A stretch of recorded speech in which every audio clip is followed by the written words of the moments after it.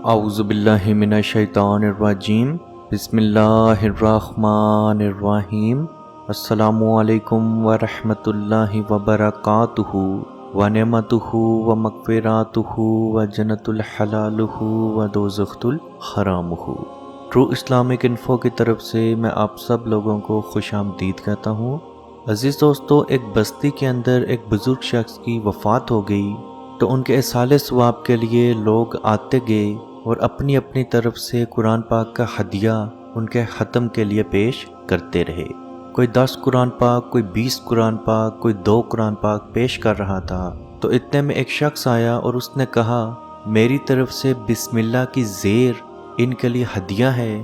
تو لوگوں نے ان کا مذاق بنایا اور اس کے بعد وہ واپس چلے گئے۔ کچھ دن گزرے تو وہ بزرگ اسی بستی میں کسی شخص کے خواب میں آئے۔ تو جب اس نے پوچھا کہ آپ کے ساتھ کیا پیش آیا، تو انہوں نے کہا، اللہ نے مجھے اس بسم اللہ کی زیر کے صدقے بخش دیا۔ تو عزیز دوستو، یاد رکھیں، اللہ پاک کو نیت سے پڑھا ہوا کلام ہر طرح سے پسند ضرور آتا ہے۔ روایت میں آتا ہے، جب کوئی انسان گناہ کرتا ہے تو اس کے دل پہ ایک سیاہ نقطہ بن جاتا ہے۔ پھر جب دوسری بار وہ گناہ کرتا ہے تو دوسرا سیاہ نقطہ بھی اس کے دل میں بن جاتا ہے، یہاں تک کہ اس کا دل مکمل طور پہ سیاہ ہو جاتا ہے۔ نتیجہ یہ نکلتا ہے کہ بھلائی کی کوئی بھی بات اس کے دل پہ دوبارہ نہیں اترتی۔ جب کوئی انسان گناہ کرنا شروع کرتا ہے تو اس کے رزق میں، اس کی روزی میں تنگی کر دی جاتی ہے، اور یہ تنگی تب تک جاری رہتی ہے جب تک کوئی انسان اپنے گناہوں کی معافی اپنے رب سے نہ مانگ لے۔ اب میرے بہت سارے بہن بھائی یہ سوچ رہے ہوں گے کہ بہت سارے کافر یا بہت سارے ظالم انسان ہم نے ایسے دیکھے ہیں جو بہت زیادہ ارب پتی اور کروڑ پتی ہیں، تو آپ یہ کون سی روایت پیش کر رہے ہیں؟ یہ تو سرے سے غلط ہے۔ تو یاد رکھیں، قرآن پاک میں اللہ پاک نے ارشاد فرمایا، کچھ لوگ ایسے ہیں جن کو دنیا میں ہی سب کچھ دے دیا جائے گا اور آخرت میں ان کے لیے کوئی بھی حصہ واپس نہیں بچے گا۔ لیکن کچھ لوگ ایسے ضرور ہیں جو اللہ پاک چاہتا ہے کہ یہ نیکی کی طرف واپس آئیں، تو اللہ پاک انہیں ان کے رزق کے ذریعے آزماتا ہے، اور وہ بے شک گناہ سے توبہ کر کے اللہ کی طرف رجوع کر لیتے ہیں۔ رسول اللہ صلی اللہ علیہ وآلہ وسلم نے فرمایا، زمین پر جو بندہ لا الہ الا اللہ واللہ اکبر ولا حول ولا قوت الا باللہ، اللہ تعالیٰ کے سوا کوئی معبود نہیں، اللہ سب سے بڑا ہے، اللہ پاک کے سوا کسی کام کرنے کی کسی میں کوئی طاقت نہیں اور نہ ہی کوئی قوت ہے۔ جس شخص نے یہ کلمات پڑھ لیے تو اس کے چھوٹے چھوٹے تمام گناہ بخش دیے جاتے ہیں، اور اگر اس کے کوئی بڑے گناہ سمندر کی جھاگ کے برابر کیوں نہ ہوں تو وہ گناہ بھی اس کے بخش دیے جاتے ہیں۔ رسول اللہ صلی اللہ علیہ وآلہ وسلم نے فرمایا، جس نے نماز کے بعد 33 مرتبہ سبحان اللہ، 33 مرتبہ الحمدللہ اور 33 مرتبہ اللہ اکبر اور 1 مرتبہ لا الہ الا اللہ وحدہ لا شریک لہ لہ الملک ولہ الحمد وہو علی کل شیء قدیر، تو مکمل 100 ہو گئے، اور جس نے یہ الفاظ کہے اس کے تمام گناہ بخش دیے جائیں گے، چاہے وہ سمندر کی جھاگ کے برابر کیوں نہ ہو۔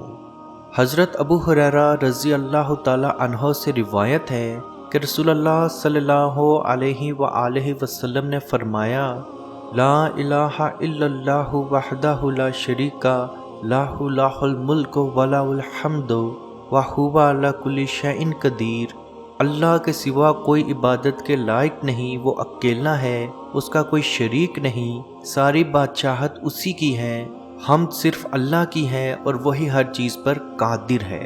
جو شخص یہ الفاظ 100 مرتبہ ایک دن میں کہے گا، اس کو 10 غلام آزاد کروانے کے برابر اجر ملے گا، اور اس کے لیے 100 نیکیاں بھی لکھی جائیں گی، اس کے سوا 100 گناہ بھی اس کے مٹائے جائیں گے، اور یہ کلمات اس کو صبح سے لے کے شام تک جنات، جادو، شیاطین سے محفوظ رکھیں گے، اور اس روز اس شخص سے زیادہ افضل عمل کوئی نہیں کر سکتا سوائے اس کے جس نے یہ الفاظ اس سے زیادہ کہے، اور اس کے ساتھ ساتھ اللہ اس کے گناہ بخش دے گا، اور اس کے ساتھ جس نے 100 مرتبہ سبحان اللہ والحمد کہا تو اس کے تمام گناہ بخش دیے جائیں گے، ہاں وہ سمندر کی جھاگ کے برابر ہی کیوں نہ ہو۔ تو عزیز دوستو، اپنے رزق میں برکت کے لیے، اپنی روزی کشادہ کرنے کے لیے، اپنے گناہوں کی معافی کے لیے یہ عمل، یہ وظیفہ ضرور کریں۔ ان میں سے کوئی بھی وظیفہ دن میں 1 مرتبہ ضرور کریں۔ اپنے گناہوں سے اپنے رب سے معافی مانگیں اور مزید گناہ کرنے سے توبہ کریں۔ انشاءاللہ اللہ پاک ہمارے صغیرہ کبیرہ گناہوں کو بخشے گا بھی اور ہمیں مزید کسی بھی طرح کی پریشانی سے محفوظ رکھے گا۔ عزیز دوستو، امید ہے آج کی ویڈیو آپ کو پسند آئی ہوگی۔ اگر آج کی ویڈیو آپ کو پسند آئی ہے تو لائک کا بٹن ضرور پریس کریں، اور اگر آپ کے دماغ میں کوئی بھی سوال ہے تو کمنٹ سیکشن میں ہم سے کر سکتے ہیں، ہم آپ کو جواب ضرور دیں گے۔ اللہ پاک سے دعا ہے کہ ہم سب کو اپنے حفظ و ایمان میں رکھے اور کشمیر کے بھائیوں پہ خصوصی رحم فرمائے اور ان کو آزادی کی نعمت عطا فرمائے۔ آمین۔ اللہ حافظ۔ یا رسول اللہ